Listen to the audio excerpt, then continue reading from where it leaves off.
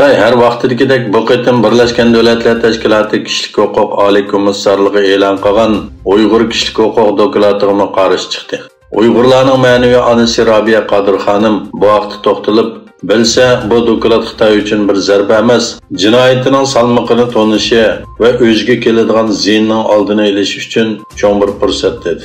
Robiya Qodir xonim Xitoy davlatining Xitoy xalqiga vakillik qilolmaydiganligini ta'kidladi va Uyg'ur kishilik huquq doklatining e'lon qilinganligining o'zi insoniyatga qarshi jinoyatning hisobsiz qolmaydiganligining dastlabki bir signali ekanligini aytdi. U mundaq dedi: Şo'man Xitoy doiralarini dunyoda qo'li qon bir davlatning ulug' davlat bo'lmaydiganligini tonishqa, o'z xalqining va kelgusi avlodlarining moddiy va ma'naviy manfaatlarini ko'zda tutib, Uyg'ur qirg'inchiligidan voz kechishga chaqiraman. Amerika oldingi juma kuni Tayvanga Harpun paraxotiga qarshi boshqarilgan bomba va Sidewinder qisqa masofali havoga qo'yib berilgan boshqariladigan bombani o'z ichiga olgan 1 milliard 100 million dollar qimmatidagi boshqarilgan bomba setishni tasdiqlagandan keyin Xitoy buningga signal qaytardi. Xitoyning Washingtondagi bosh elchixonasining bayonotchisi Liu Fenyu Amerika Tayvanga boshqarilgan bomba setishni tasdiqlashni darhol bekor qilish kerak dedi. Hong Kong alayda ma'muriy rayonida Xitoy virusi bilan yo'qlanuvchilarning soni shiddat bilan davomlashmoqda. Saqliq saqlash markazining bayonotiga qaraganda, yaqinqi 24 soat ichida shaharda 10.683 yo'qlanuvchi bayqalgan bo'lib, buning 193 nafari tashqi manbadan kelgan. Taxminan 7.300.000 nufusi bor bu shaharda avgustning 5-dan boshlab eshiyotgan kundalik kasalliklarning soni yaqinqi 3 kunda 10 mingdan oshib ketdi.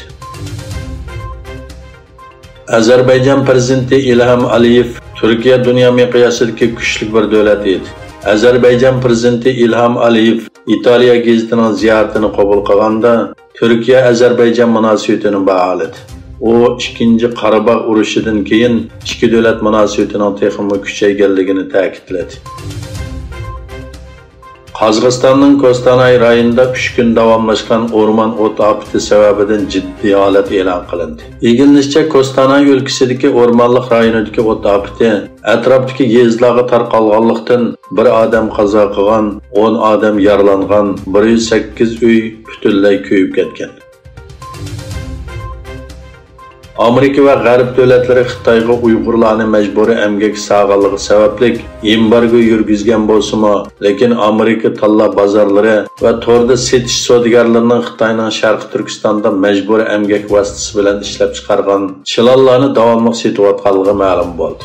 Uyg'ur kishilik huquq to'ri dushanba kuni Uyg'ur majburiy emgak mevalari Amerika milishmonlar do'konidagi cheklangan mahsulotlar temisida bir parcha doklat e'lon qildi. Doklatda oshkorlanishicha, Amazon, Ayway va Walmartni o'z ichiga olgan Amerikaning tor bozorlari Sharq Turkistondan import qilingan chilon qatorliq mahsulotlarni sotadi ekan.